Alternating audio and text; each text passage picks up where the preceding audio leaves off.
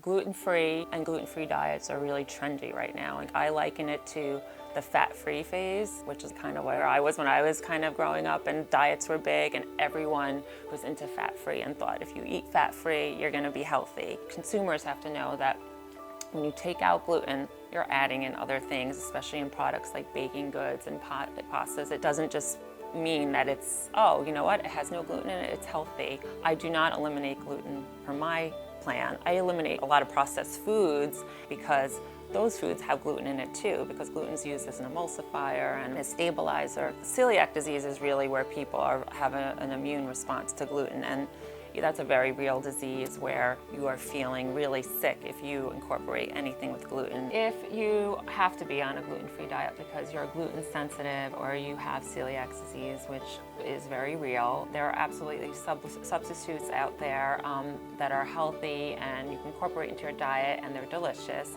One substitute for a carbohydrate with wonderful qualities and vitamin A and all sorts of wonderful nutrients is the sweet potato.